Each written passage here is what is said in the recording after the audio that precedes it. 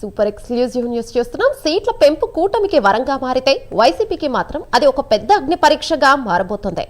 ఒంటరిగా పోటీ చేసే వైసీపీ 269 అసెంబ్లీ స్థానాలకు 38 పార్లమెంటు స్థానాలకు అభ్యర్థులను నిలబెట్టడం సామాన్యమైన విషయం కాదు. ఇప్పటికే పార్టీలో నేతల కొరత వేధిస్తోంది. చాలా మంది కీలక నేతలు పార్టీని విడివెళ్లిపోయారు. దీనికి తోడు మహిళా రిజర్వేషన్ల ప్రకారం 86 మంది మహిళా అభ్యర్థులను వెతకడం కూడా వైసీపీకి ఒక పెద్ద టాస్క్. కూటమిని బలంగా ఢీకొట్టాలంటే వైసీపీ ఇప్పటి నుంచే తన వ్యూహాలను మార్చుకోవాల్సి ఉంటుందనే వాదన వ్యక్తమవుతోంది. దీనిపై మరింత సమాచారం అందించడానికి మా కరెస్పాండెంట్ సుధీర్ లైవ్ లో ఉన్నారు. రైట్ సుధీర్, చెప్పండి.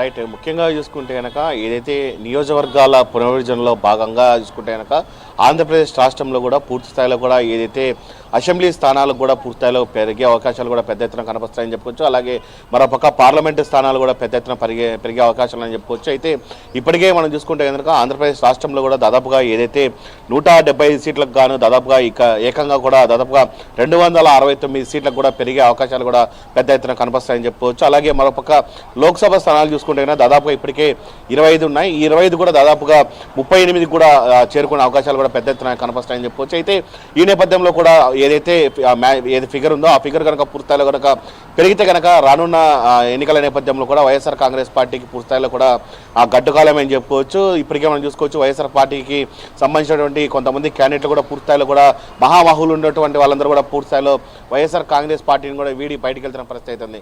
అయితే ఈ నేపథ్యంలో కూడా ఏదైతే రానున్న ఏదైతే అసెంబ్లీ ఎన్నికల్లో కూడా 269 అసెంబ్లీ స్థానాలు కనుక వస్తే కనుక పూర్తిస్థాయిలో కూడా వైఎస్ఆర్ కాంగ్రెస్ పార్టీకి ఏ నియోజకవర్గాల్లో కూడా అక్కడ అభ్యర్థులు పెట్టే పూర్తిస్థాయిలో కూడా అక్కడ అభ్యర్థులు దొరకని పరిస్థితి కూడా నెలకొందని చెప్పుకోవచ్చు. పూర్తిస్థాయిలో ఇప్పటికే మనం చూసుకోవచ్చు గతంలో 175 సీట్లకు కానీ 175 సీట్లకు కూడా పూర్తిస్థాయిలో కూడా ఒంటరి పోరాటం చేసిన పరిస్థితి ఉంది. ఆ ఒంటరి పోరాటంలో భాగంగా కూడా ఇప్పటికే 11 సీట్లను కూడా కైవసం చేసుకోవడం జరిగింది. ముఖ్యంగా మనం చూసుకుంటే కనుక రాష్ట్రంలో కూటమి ప్రభుత్వం 3 పార్టీలు కలిసిన తర్వాత కూడా 3 పార్టీలు అటు బీజేపీ, అటు జనసేన, అటు టీడీపీ కలిసిన తర్వాత కూడా పూర్తిస్థాయిలో కూడా భారీ మెజారిటీతో కూడా అటు కూటమి ప్రభుత్వం రావడం జరిగింది. ఈ నేపథ్యంలో వైఎస్ఆర్ కాంగ్రెస్ పార్టీకి పుస్తకాల్లో అక్కడ క్యాండిడేట్ దొరుకుతారా దొరకదా అన్న దానిపైన కూడా పెద్దగా ప్రశ్నార్థకంగా మారిన పరిస్థితి నెలకొందని చెప్పుకోవచ్చు. మరోపక్క మనం చూసుకోవచ్చు దాదాపుగా వైఎస్ఆర్ కాంగ్రెస్ పార్టీకి చెందినటువంటి ఇప్పటికే బడా నాయకులు ఎవరు ఉన్నారో వాళ్ళందరూ కూడా పార్టీని వీడిపోయి బయటికి వెళ్ళే పరిస్థితి కనపడుతుందని చెప్పుకోవచ్చు.